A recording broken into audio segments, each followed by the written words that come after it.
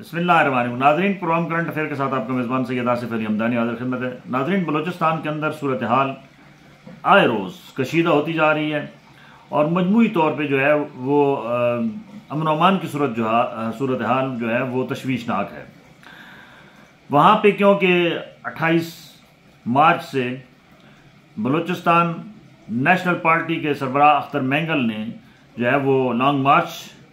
की कॉल दी हुई है और कल से वहाँ मुख्तलिफ जगहों पे काफ़िले की सूरत में लोग इकट्ठे हो रहे हैं। कल रात को भी पुलिस ने शेलिंग की है, मुजाहिरीन को मुंतशिर किया है और आज भी दूसरा रोज़ है कि वहाँ पे जो है वो मुजाहरे हो रहे हैं और अभी जो इत्तलात आ रही हैं वो कोई अच्छी नहीं है और ये कहा जा रहा है कि वहाँ पे जहाँ पे ये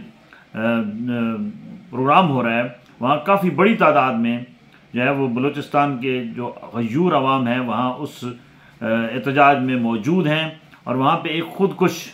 हमला आवर ने, जहाँ पे ये मुजाहरा हो रहा है उसके करीब जो है उसने वो खुदकुश हमला आवर ने अपने आप को जो है वो ब्लास्ट कर दिया है और जो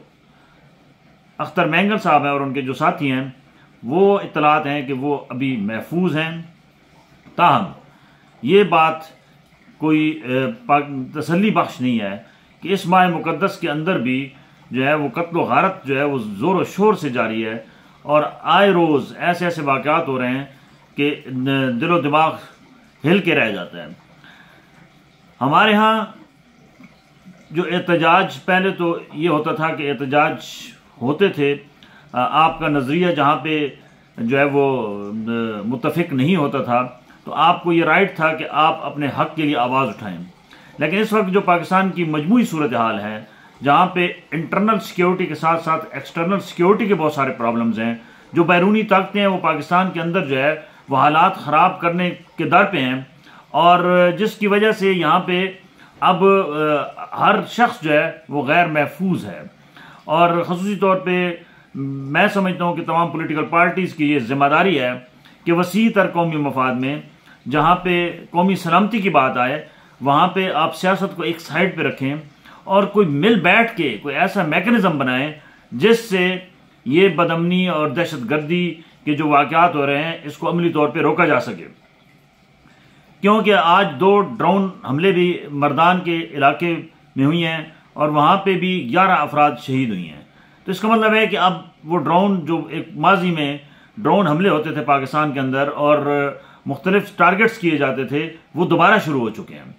और 11 अफराद बेगुनाह जो है वो भेड़ बकरियाँ चराने वाले थे। जो काटलंग का इलाका है उसके साथ एक इलाका है, वहाँ पे ये ड्रोन मारे गए हैं और ज़ाहिरी बात है ये ड्रोन, सबको पता है कि ड्रोन टेक्नोलॉजी अमेरिका के पास है और ये बराह रास्त अमेरिका फिर पाकिस्तान के अंदर जो है वो मुदाखलत कर रहा है और उसका पूरा साथ जो स्पेस है वो अफ़गान ज़मीन इस्तेमाल हो रही है पाकिस्तान के ख़िलाफ़ और जो आलमी ताकतें हैं उनको कभी भी ये हज़म नहीं हो रहा है कि पाकिस्तान के अंदर इस्तेहकाम आए, पाकिस्तान जो है वो माली मुश्किलात से निकले या पॉलिटिकल मुश्किलात से निकले। यहाँ पे उनकी पूरी कोशिश है कि यहाँ पे इंतशार फैलाया जाए और यहाँ पे लोगों को जो है वो आपस में लड़ाया जाए और फ़ौज और पब्लिक के दरमियान जो है वो फासले पैदा किए जाएँ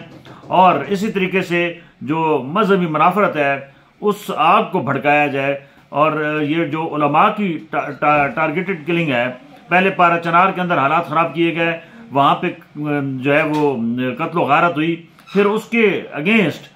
ये कहा गया कि ये जो शिया मुखालिफ जो है वो बरेलवी या जो देवबंदी हैं उन्होंने ये सब कुछ करवाया। फिर देवबंदियों के अभी जय्यद उलमा इकराम को जो है वो मस्जिदों के अंदर टारगेट किया गया है और ये सिचुएशन जो है वो तेज़ी से ख़राब होती हुई नज़र आ रही है क्योंकि यहाँ पॉलिटिकल जो है वो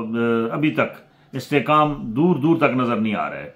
पॉलिटिकल जमातें जो हैं वो अपने अपने दायरे के अंदर जो है वो फंसी हुई हैं और वो मुल्क की खातिर नहीं सोच रहे हैं बल्कि वो अपनी अपनी सियासत चमकाने के लिए कोई लाशों पर सियासत करता है, कोई मुल्क की हालात पर सियासत करता है, कोई बयानबाजी करके सियासत करता है। ये वक्त जो है ये सियासत करने का नहीं है बल्कि रियासत को बचाने का ये वक्त है और इसके लिए तमाम जितने स्टेक होल्डर्स हैं उनको जो है वो ज़रूर सर जोड़ के बैठना होगा। बसूरत दीगर ये जो हमारा बेपनाह कुर्बानियों के बाद ये आज़ादी का जो खित्ता हासिल किया गया था, इसकी आज़ादी को जो है वो मज़ीद ख़तरात लाक हो सकते हैं। सिक्योरिटी फोर्सेस हमारी हर महाज पे लड़ रही हैं, उनकी हौसला अफजाई और उनका बैकअप जो है वो पब्लिक को ज़रूर देना होगा, क्योंकि हमारे नौजवानों की रोज़ाना लाशें हर गांव करिया करिया पहुंच रही हैं और वो शहादत के आला दर्जे पे कायम होके हमारे इस वतन अजीज़ की सलामती के लिए वो अपनी जानें दाव पे लगा के खड़े हैं।